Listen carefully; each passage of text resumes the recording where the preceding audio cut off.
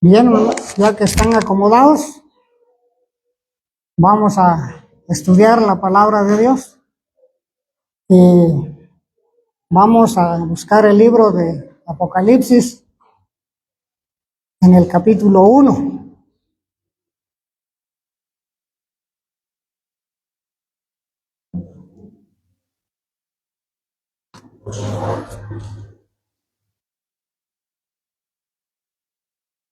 Vamos a leer en ese libro el versículo 8, 9, 11, 17 y 18.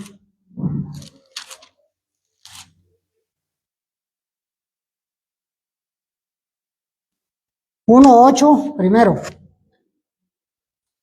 Dice el 1:8, leémoslo. Yo soy el alfa y la omega, principio y fin, dice el Señor, el que es y que era y que ha de venir, el Todopoderoso. Versos 10 y 11. Dice Juan, para que entendamos un poquito los acontecimientos. Yo estaba en el Espíritu en el día del Señor y oí, dice, detrás de mí una gran voz como de trompeta que decía, esto lo supo Juan, se lo dijeron a Juan, yo soy el alfa y la omega, el primero y el último. Escribe en un libro lo que ves y envíalo a las 7 iglesias que están en Asia, a Éfeso, Esmirna, Pérgamo, Tiatira, Sardis, Filadelfia y Laodicea. Versos 17 y 18.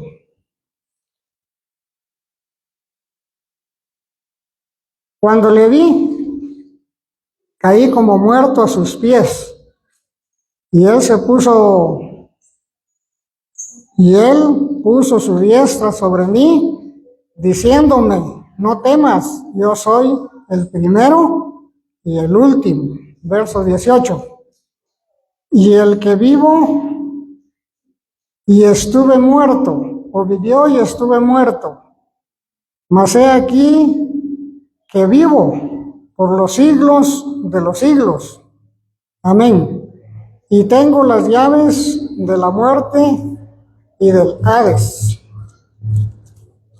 Bueno, en esa lectura hemos entendido algo importante que el Señor está explicando y que le explicó a Juan, y eso muy, muy importante es que a través de los textos Él está diciendo que es el principio y que es el final, que es el principio y el fin. Dice que es el alfa y la omega, que quiere decir lo mismo, principio y fin. Este relato o esta frase o esa comparación que puso el Señor acá, pues es griega, porque las letras alfa y omega son, digamos, pertenecen al alfabeto griego. Entonces, este ejemplo lo tomó el Señor con el alfabeto griego. Las letras alfa es la primera y omega es la última letra del alfabeto. Ese fue el ejemplo que el Señor puso para decir o explicar que Él es principio y fin. Bueno, esos términos está usando Dios para dar a conocer su eternidad, digamos, para dar a conocer lo eterno y lo grande y lo poderoso que es Él.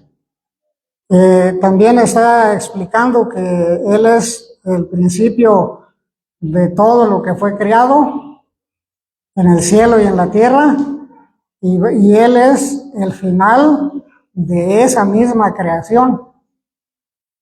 Él tiene la autoridad para poder, o tuvo la autoridad para poder crear todas las cosas en el cielo y en la tierra, y tiene la autoridad para poder terminar en el juicio las mismas cosas que Él creó, en especial el hombre, si no tomó una decisión, como dice segunda de Pedro 3:9. Entonces, si el hombre no tomó una decisión en favor de su vida material espiritual, el Señor también ofrece que Él es el primero que le dio la oportunidad y va a ser el que se la va a quitar al final de todas las cosas. Entonces, por eso está usando el Señor en estos textos que hemos leído ese ejemplo de las letras, la alfa y la omega. Pero Él está mostrando, hermanos, su identificación, ¿verdad? Él está dando a entender que no hay otro que sea primero o que esté en primer lugar y que esté al final de todas las cosas. No hay otro. Hay algo importante que decía ahí en la lectura que estábamos viendo del 11 y el 12 y el 17, que dice que Juan, cuando le mostraron esto, él estaba en el Espíritu. Como estudiábamos hace una semana, él estaba en el Espíritu en el día del Señor. O sea, Juan estaba ocupado viendo todos los acontecimientos que le estaban mostrando en la visión que van a pasar en el día del Señor. Estaba ocupado en eso. Cuando oyó una voz a sus espaldas, no había terminado de ver aquella visión cuando le habló el Señor para darle la otra visión. Y leíamos que dice que Juan cayó como muerto. ¿Por qué Juan cayó como muerto? Porque ya su capacidad humana ya no le dio como para soportar lo que estaba recibiendo. Porque dice, el texto dice que Juan estaba en el Espíritu en el día del Señor y estaba recibiendo una visión, y cuando estaba recibiendo la visión, pues su conciencia, su espíritu, su corazón espiritual, pues estaba suspendido, ¿verdad? Entonces ya no le dio más para recibir la otra visión y dice que cayó como muerto.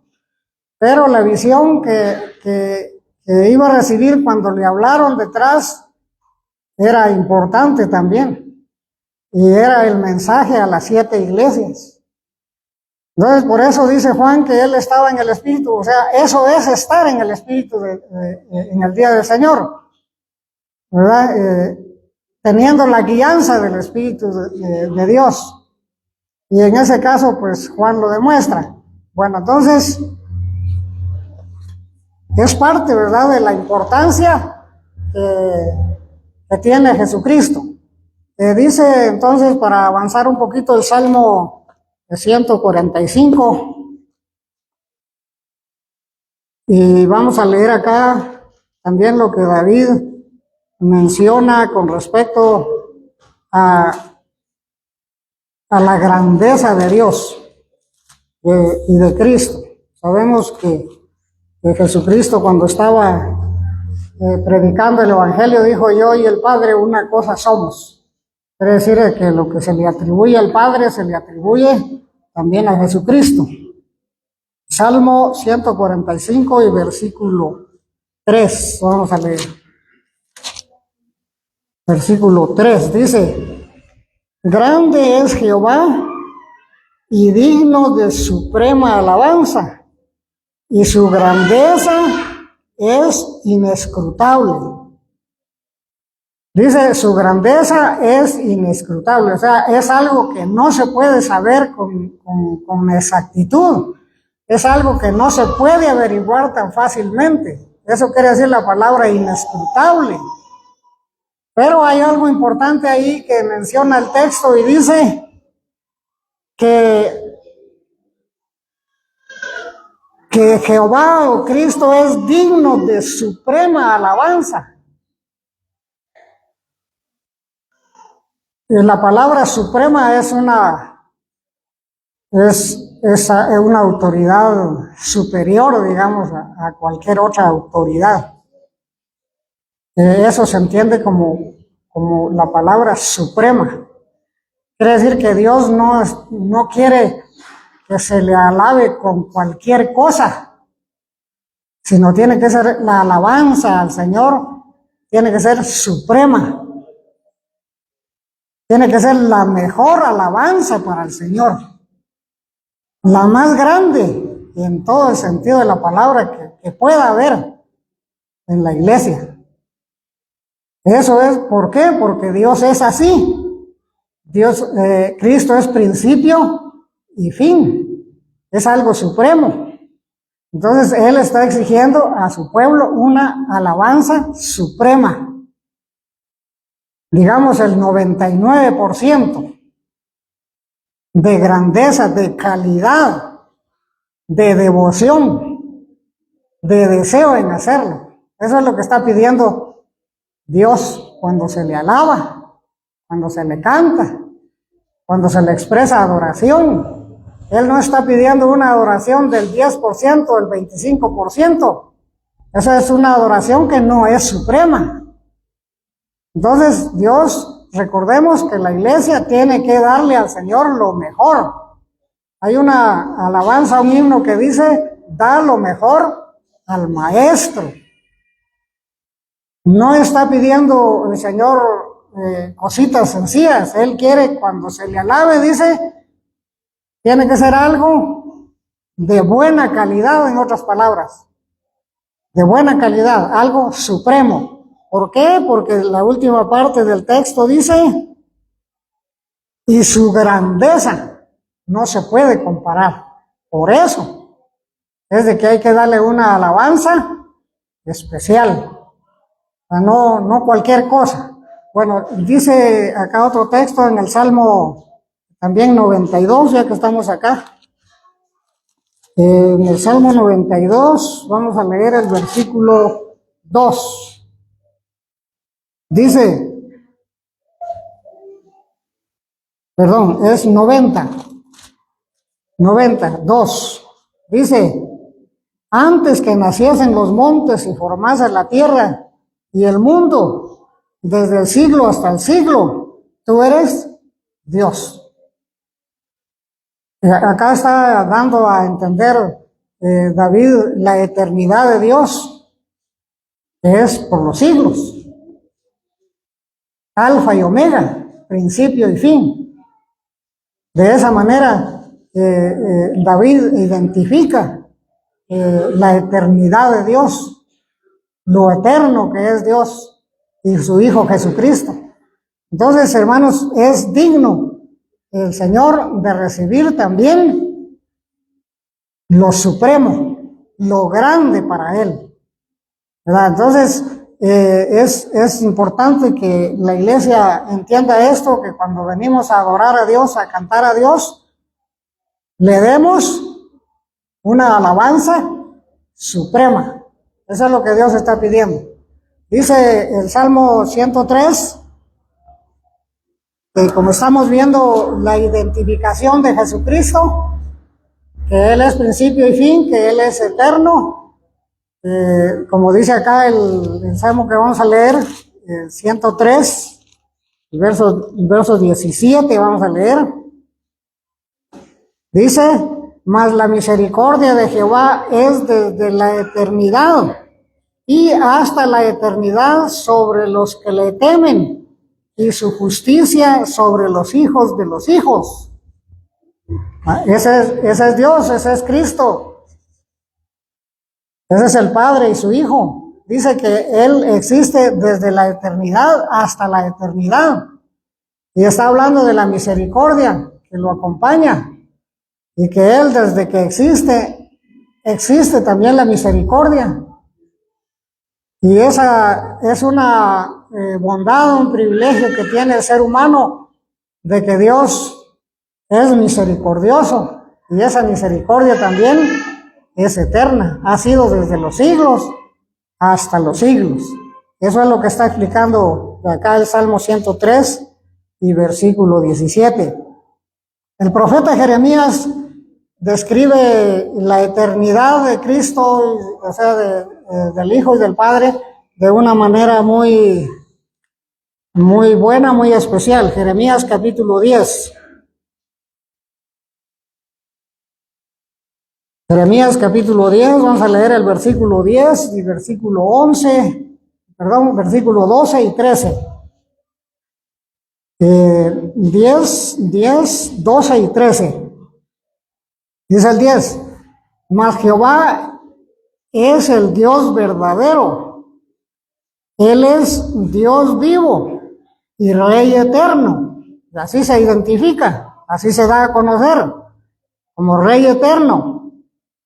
Y a su ira tiembla la tierra, y las naciones no pueden sufrir su indignación. Ese es Dios, ese es Jesucristo. El 12. El que hizo la tierra con su poder, el que puso en orden el mundo con su saber, y extendió los cielos con su sabiduría. Ese es Dios.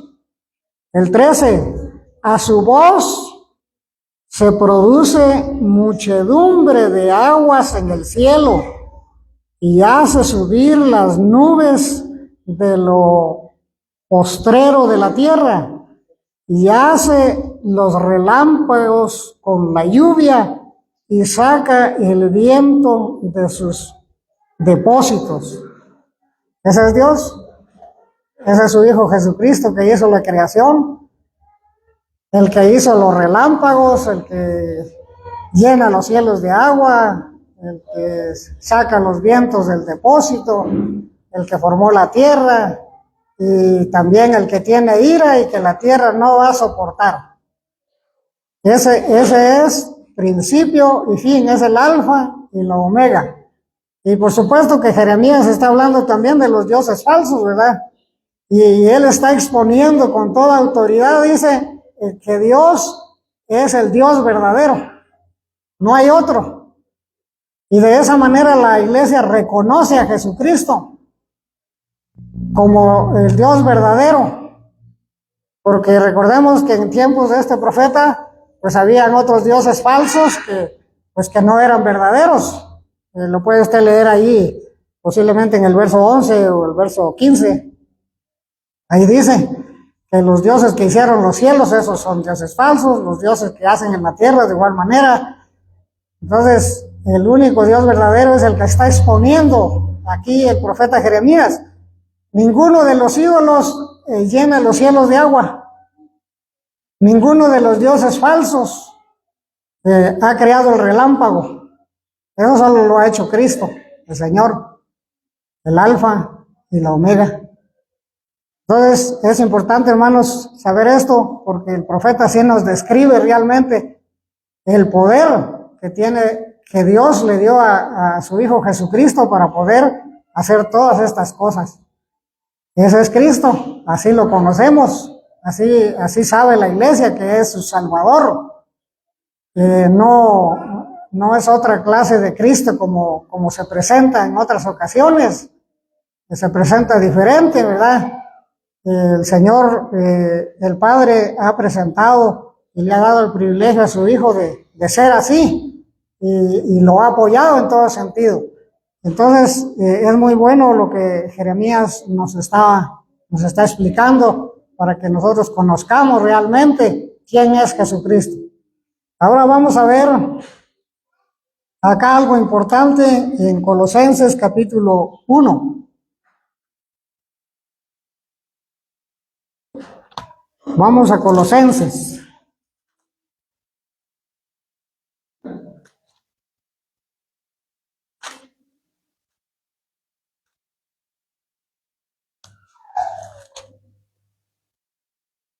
Capítulo 1, vamos a leer ahí el versículo 18 de Colosenses. También acá hay algo importante que Pablo, sabiendo todas las cosas que hemos leído nosotros en los profetas y en lo que escribió David, lo que escribió Juan, también sabedor Pablo de esas cosas, mire lo que le atribuye a Jesucristo. 1:18. Dice, y Él es la cabeza del cuerpo que es la iglesia, el que es el principio, el primogénito de toda carne, el primogénito de entre los hombres, el primogénito de entre los muertos, para que en todo tenga la preeminencia. Bueno, aquí el apóstol Pablo está dando a conocer también en tiempos de la gracia los méritos que el Señor Jesucristo tiene. Y por algo dijo él que es alfa y omega, principio y fin.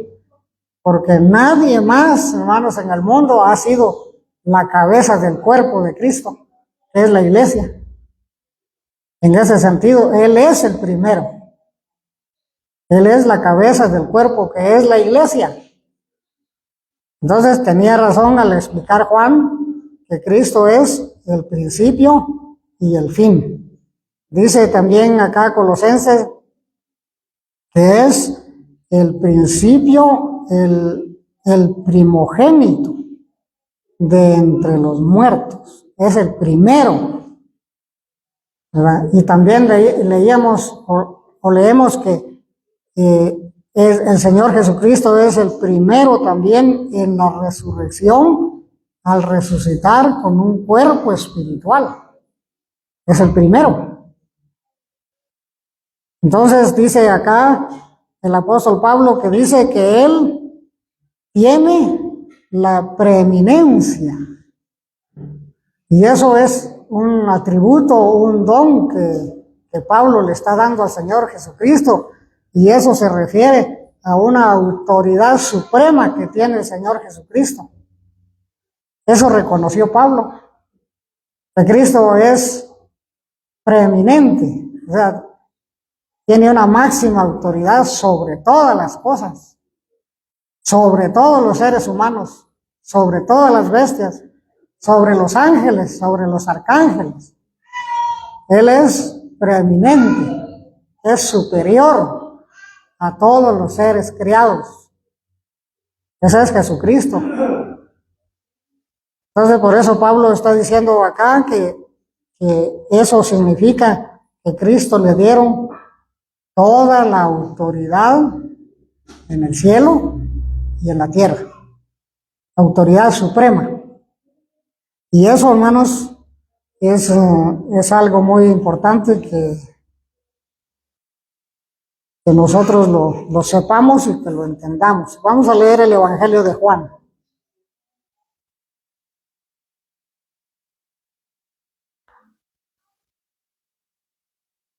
Evangelio de Juan en el capítulo 5.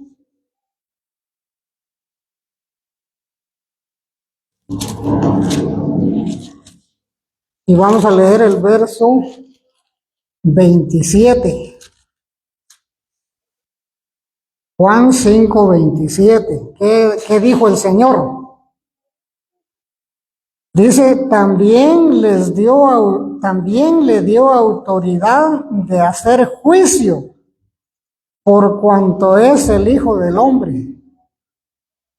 Entonces, por eso decíamos que la preeminencia, la autoridad que le dieron al Señor Jesucristo, dice acá, lo confirmamos leyendo este texto, y también le dio autoridad de hacer juicio por cuanto es el Hijo del Hombre. Cuando Él haga juicio, se va a cumplir lo que dijo Juan, principio y fin. Entonces, ese es el Señor Jesucristo. Así lo muestran las Escrituras. Así lo conoce la iglesia. Y eso es lo que el Padre le autorizó para que Él pudiera hacer todas las cosas. Si Él hizo la creación en los cielos y la creación en la tierra, Él está por encima de la creación en los cielos y por encima de la creación en la tierra, es porque el Padre se lo facultó, se lo dio, así dice el texto. Y también le dio autoridad de hacer juicio, por cuanto es el Hijo del Hombre. Entonces, el Señor Jesucristo es el que ahorita tiene el manejo de todas las cosas. Leemos acá Hebreos capítulo 1. ¿Por qué? Porque es Hebreos capítulo 1.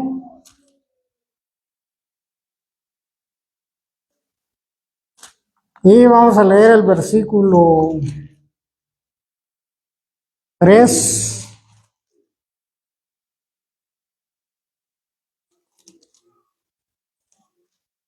y 4.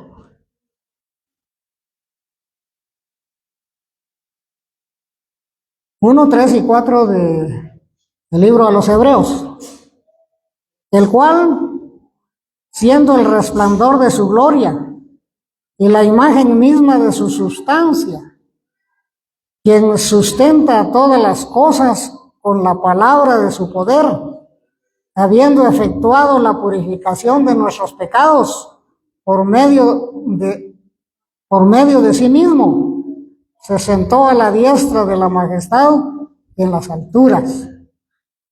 4. Hecho tanto superior a los ángeles, cuanto heredó más excelente nombre que ellos. Imagínense. Eso es lo que le hicieron saber, le dieron a conocer a los hebreos también. Dice que, ¿por qué es que el Señor le dieron todo eso y actúa así y es así? Pues dice, porque es la misma sustancia del Padre. Por eso. Y dice que fue hecho y tiene la autoridad y la facultad de ser superior a los ángeles. Y también dice, tiene el don o el privilegio de tener la majestad que tiene el Padre. Y aquí están todas las cualidades, ¿verdad?, que le fueron otorgadas. Dice también gloria, también resplandor, y la imagen misma de la sustancia del Padre. Él sustenta todas las cosas por medio de su palabra, por medio de su poder. Dice, y habiendo efectuado la purificación de nuestros pecados, hasta ahí llega la autoridad de Dios, de Cristo, el derecho, la misericordia que dice David que es de eternidad en eternidad en favor del hombre, porque dice, habiendo purificado nuestros pecados por medio de sí mismo, y se sentó a la diestra de la majestad en las alturas. Dice, ya que estamos acá en el libro a los Hebreos, vamos a leer el verso 13 ahora, y luego volvemos acá. 13, teniendo en mente lo que leímos en Hebreos 3 y 4, dice, pues ¿a cuál de los ángeles dijo Dios jamás, siéntate a mi diestra hasta que ponga a tus enemigos por estrado de tus pies? Es una pregunta que está haciendo el escritor. Si el Señor Jesucristo tiene la máxima autoridad, la autoridad suprema de todas las cosas, si Él es superior a los ángeles, entonces hace la pregunta el verso 13 y dice, ¿a quién de los ángeles le dijo el Padre que se sentara a su diestra? A ninguno. A ninguno, porque Cristo es superior a los ángeles. Entonces solo Él es el que tiene ese privilegio de sentarse a la diestra del Padre y está sentado a la diestra del Padre. Eso quiere decir que tiene el derecho de estar o ser el brazo derecho del Padre. No necesariamente creemos que Él siempre está sentado a la diestra del Padre o a la derecha del Padre. No, tiene todos los derechos, privilegios, autoridades, todo lo que el Padre le dio, eso es estar a la diestra del Padre. Y dice, los ángeles no tienen ese privilegio, pero Cristo sí lo tiene. Por eso dice en otro texto que el Señor, cuando Cristo vino, le hizo menor que los ángeles. ¿Por qué, hermanos? Si aquí dice que es superior a los ángeles. Porque Él vino como hombre, ¿verdad? Como un hombre de carne y hueso. Y el hombre es menor que los ángeles. Y el Señor Jesucristo, cuando se hizo hombre, también tomó ese título, menor que los ángeles. Pero el Señor desde la eternidad es superior a los ángeles. Entonces, por eso dice el escritor a los Hebreos, lo que estábamos leyendo, en el 1, 3 y 4, que lo vamos a leer, dice, el cual siendo el resplandor de su gloria y la imagen misma de su sustancia, y quien sustenta todas las cosas con la palabra de su poder, habiendo efectuado la purificación de nuestros pecados por medio de sí mismo, se sentó a la diestra de la majestad en las alturas, hecho tanto superior a los ángeles, cuanto heredó más excelente nombre que ellos. No hay otro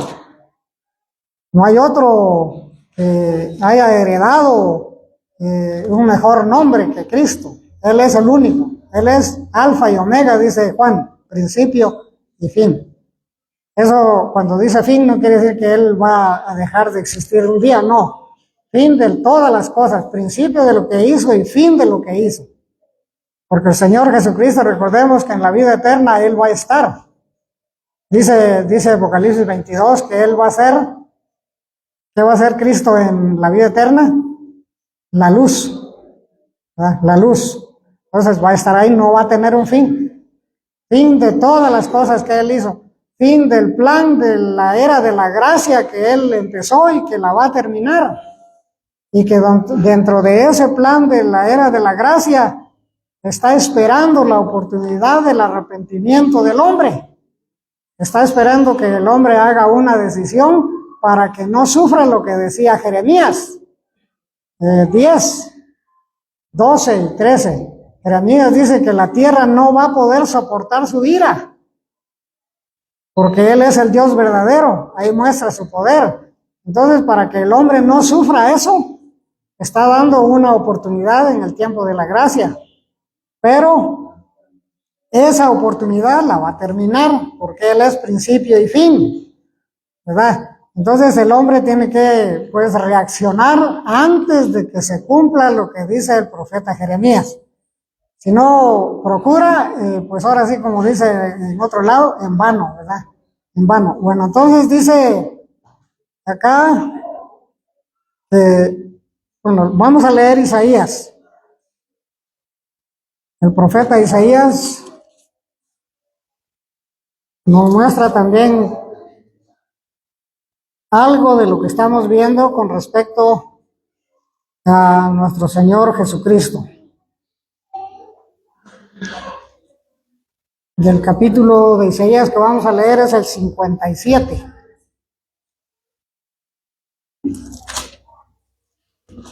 Es el capítulo 57 de Isaías y el versículo 15. 57:15 de Isaías. Si lo tienen, leamos, dice, porque así dijo el alto y sublime, el que habita la eternidad y cuyo nombre es el Santo.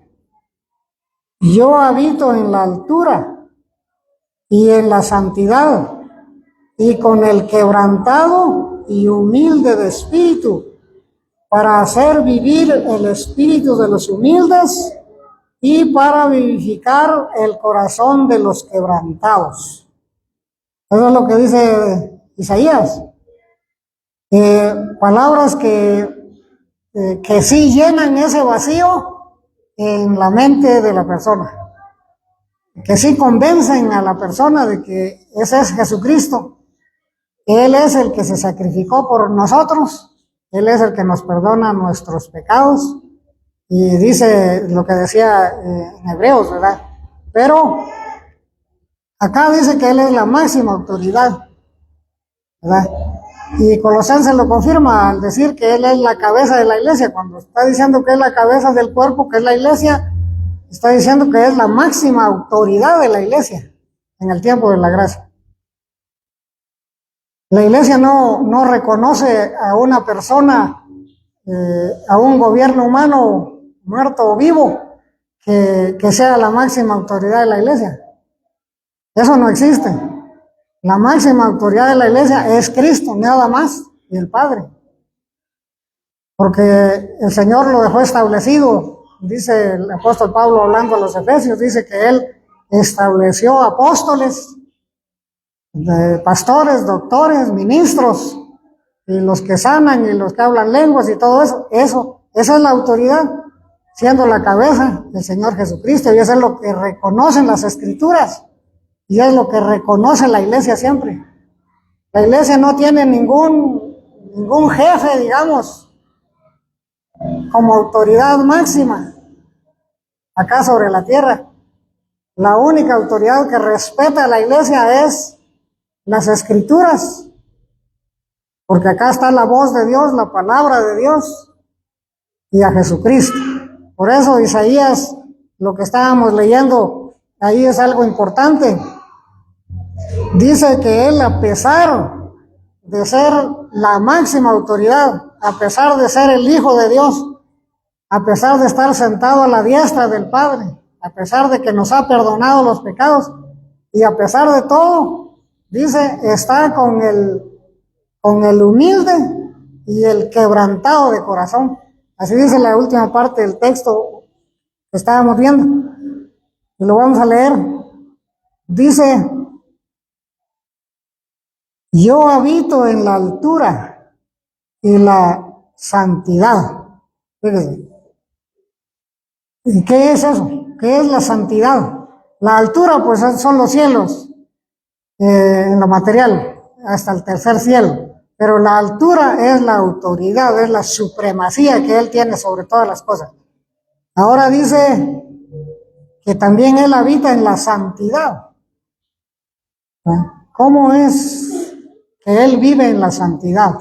Pues donde Él, no solo que Él es así, sino donde Él mora, es todo santo, el 100% santo, santidad, ¿verdad? No hay otro ser igual. A pesar de eso, dice que Él habita con el humilde y el quebrantado de corazón. O sea, no hay discriminación, digamos, por eso. Es cierto, Él vive en santidad, es 3 veces santo, dice el profeta Isaías. Él es eterno, Él tiene toda la autoridad de hacer y deshacer lo que Él quiera, pero no quiere decir que por eso está olvidado de la raza humana, del mundo. No, Él ofrece habitar con el humilde y el quebrantado de corazón, a pesar de todo lo que Él es.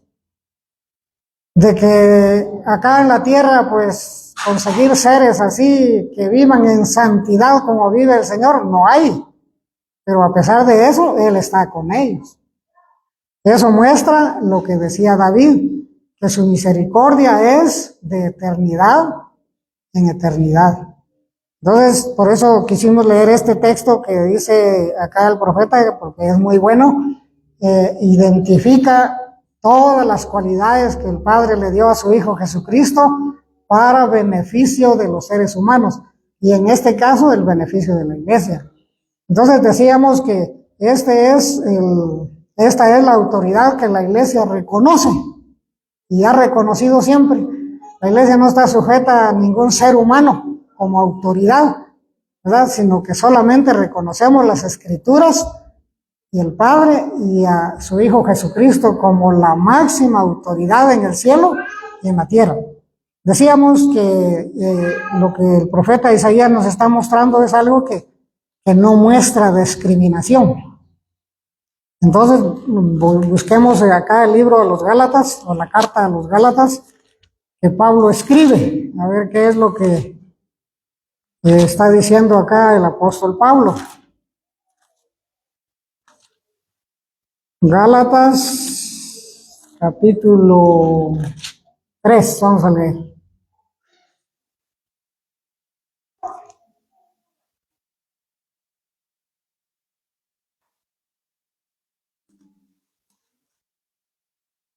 Y vamos a leer el verso 28.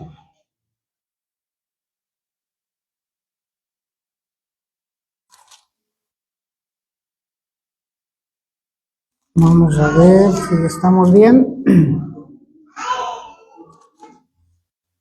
Y 3:28 de Gálatas.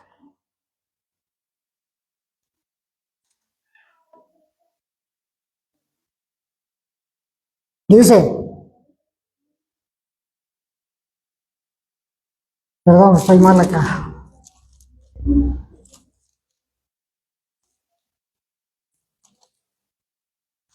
Ahora sí, 3:28. Dice, hablando de lo que decía Isaías, ¿verdad? Ya no hay judío ni griego, no hay esclavo ni libre, no hay varón ni mujer, porque todos vosotros sois uno en Cristo Jesús. Y si vosotros sois de Cristo, ciertamente linaje de Abraham sois y herederos según las promesas. Decíamos esto porque dice Isaías, ¿verdad? Que a pesar de todo lo que él es, dice que siempre él está con el humilde y el quebrantado de corazón. Quiere decir que ya no hay acepción de persona para el Señor. Y por eso Pablo dice que ya no hay judío, ni griego, ni hay esclavo ni libre, ni hay varón ni mujer, porque todos vosotros sois uno en Cristo Jesús. Bueno, dice Pablo así porque están hablando de todos aquellos que ya se habían convertido, no solo judíos, sino también gentiles, se convirtieron al Señor y que empezaron a formar la iglesia de Dios que habla las Escrituras, la que menciona la Biblia. Entonces, por eso Pablo decía así, que también la oportunidad estaba para los judíos y la oportunidad también para los gentiles de creer en Cristo, de poder ser perdonados y de poder alcanzar una salvación. Para evitar lo que decía Jeremías, ¿verdad? Que un día ese Dios verdadero muestre su poder en la tierra y muestre su ira en la tierra y la tierra no va a soportar. Entonces, antes de que sucedan las cosas, el Señor ha dado una oportunidad a todas las personas, a todos los seres humanos, judíos y gentiles, para que cuando suceda lo que dice Jeremías y suceda lo que dice Juan, que Él es principio y fin, entonces Él no tenga ningún resentimiento de decir, pues no les avisé, no les conté que iba a haber un juicio, no les dije que iba a haber un juicio. El Señor ya no va a tener ese sentimiento porque todo está dicho, todo está avisado, ¿verdad? Entonces, por eso dice acá que la oportunidad es de una manera general, y el que la quiera aprovechar, pues que la aproveche, y el que la quiera desaprovechar, pues también que la desaproveche. Pero Dios está dando la oportunidad a tiempo, a tiempo. Dice, vamos a leer el libro de los Hechos. Hechos en el capítulo 4. Y esto, pues como decíamos, para la iglesia, ¿verdad?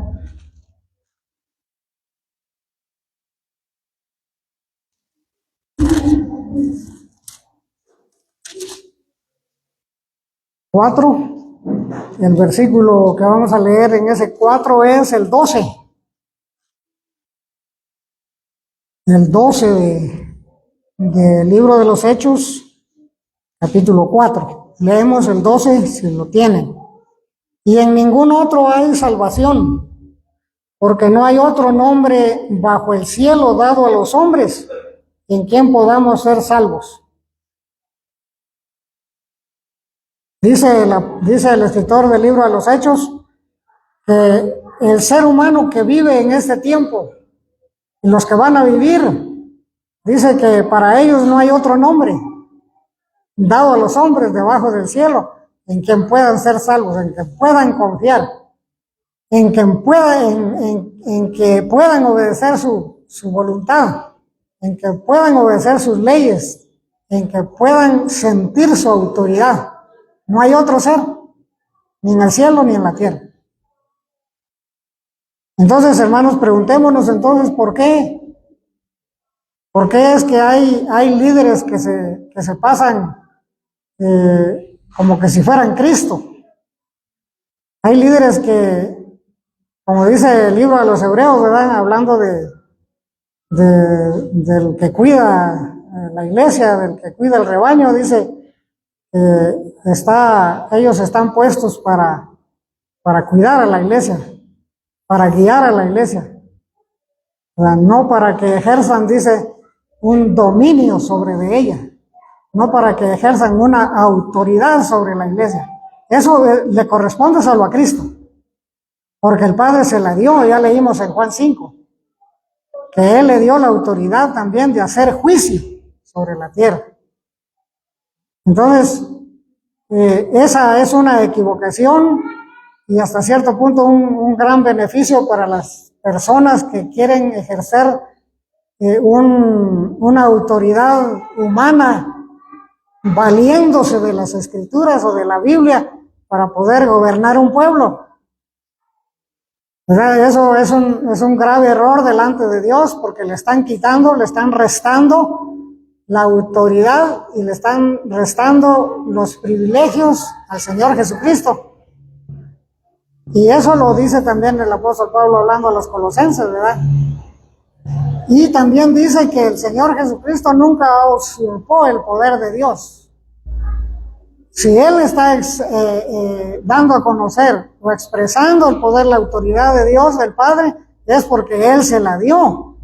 Él no la tomó nada más que porque quiso. Yo soy el Hijo de Dios, Él es mi Padre y yo voy a hacer esto en su nombre. No, Él tomó esas cualidades y esos privilegios porque fueron autorizados para Él. Entonces, esto es una advertencia para la iglesia, y lo podemos ver en Colosenses. Vamos a leer acá, hablando de esto, porque es muy necesario saberlo. Colosenses, capítulo 8.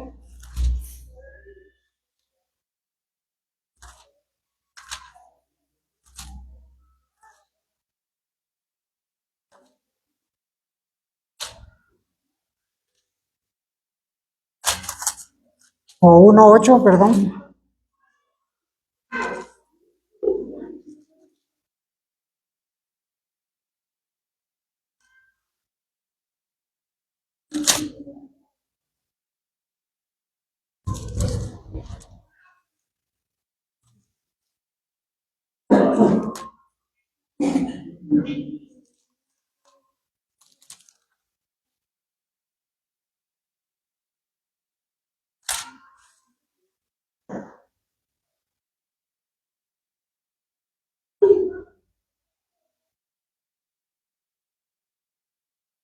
Vamos a ver, ahorita les digo. 2:8, sí, 2:8. Colosenses 2:8. Dice, mirad que nadie os engañe por medio de qué cosas, hermanos, de filosofías y huecas sutilezas, según las tradiciones de los hombres, conforme a los rudimentos del mundo y no según Cristo. Es la advertencia de Pablo. O sea que si hay personas que quieran ejercer autoridad sobre la iglesia, humanamente, dice Pablo, no se dejen engañar, porque eso no es así. La autoridad que respeta a la iglesia es la autoridad de Jesucristo, la que le dio el Padre. A esa sí nos vamos a sujetar, porque es verdadera, está autorizada y tiene todo el derecho, dice Pablo, de obedecerlo y estar sujetos a ello. Pero si hay un líder que quiera ejercer otra autoridad, Dice Pablo, no se dejen engañar. Entonces la iglesia siempre ha venido, sí decimos, ha respetado esa autoridad. Dice Tito, ¿verdad? Para ir finalizando, vamos a ver lo que dice el apóstol Pablo hablándole a Tito en el capítulo 1, verso 2 y verso 3.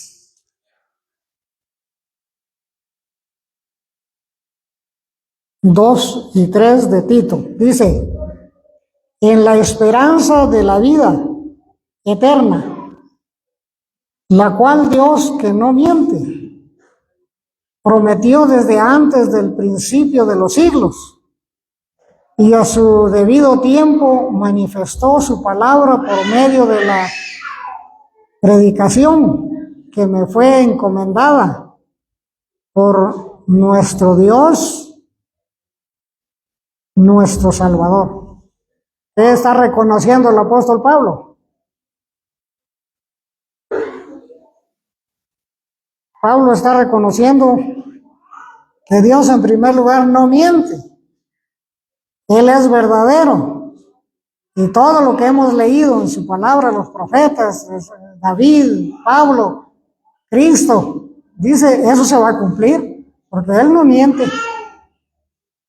Él envió a morir a su Hijo Jesucristo para beneficio del mundo y lo cumplió. Y Él dijo, va a resucitar y se va a sentar de nuevo a mi diestra, y lo cumplió. Le dio toda la autoridad y Cristo la está ejerciendo. Lo cumplió. Entonces, por eso dice acá el apóstol Pablo, en la esperanza de la vida eterna, la cual Dios, que no miente, prometió desde antes del principio de los siglos. Otro texto dice antes de la fundación del mundo. Ya Cristo estaba prometido para ejercer todas las cosas que el Padre le autorizó. Dice, y a su debido tiempo manifestó su palabra por medio de la predicación, o sea, Jesucristo, ¿verdad? Aquí está hablando Pablo de cuando dice Mateo capítulo 4, desde entonces empezó Jesús a predicar y anunciar el Evangelio. A eso se está refiriendo Pablo, o sea, eso está recordando Pablo cuando dice que por medio de la predicación que me fue encomendada por mandato de Dios nuestro Salvador. Bueno, entonces, hermanos, es algo muy, muy importante que nosotros como iglesia entendamos o hayamos entendido qué significa ser alfa y omega. Principio, dice, y fin. Entonces, en este caso hemos visto, hermanos, la autoridad, los privilegios, la majestad, la supremacía que tiene Jesucristo sobre todas las cosas. Y principalmente en la iglesia dice, Él es la cabeza del cuerpo que es la iglesia. Entonces, vamos a leer un último texto acá, en segunda de Tesalonicenses, capítulo 2 y versículo 13. Y ya con ese texto estamos ya finalizando la predicación de la palabra. Segunda de Tesalonicenses,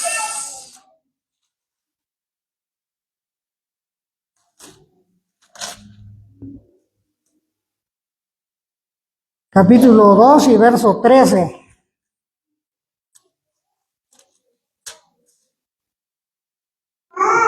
Dice, pero nosotros debemos dar siempre gracias a Dios respecto a vosotros, hermanos amados por el Señor, de que Dios haya escogido desde el principio para salvación mediante la santificación por el Espíritu y la fe en la verdad. Pablo se sentía muy agradecido con el Padre por todos los beneficios que había permitido que su Hijo Jesucristo hiciera en beneficio, dice, no solo de él, sino de sus hermanos y de todas aquellas personas que tienen voluntad de cubrirse con ese manto de misericordia, de verdad y de promesas y de todo lo que Cristo ha ofrecido. Entonces, por eso Pablo está diciendo de esa manera que pues siempre debemos de vivir agradecidos con el Padre porque nos ha dado todos esos beneficios.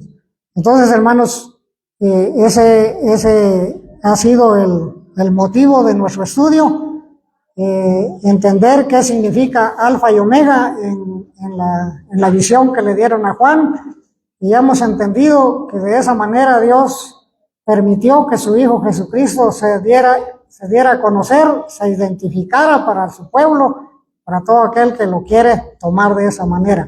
Así es de que muchas gracias por la atención, y también todos los apreciables oyentes que nos han escuchado por medio de las redes sociales, pues también, ¿verdad?, les agradecemos ese deseo que tienen de poder hacerlo, y que también tomen muy en cuenta lo que el apóstol Pedro dice en 2 de Pedro, capítulo 3 y versículo 9. Paz, hermanos.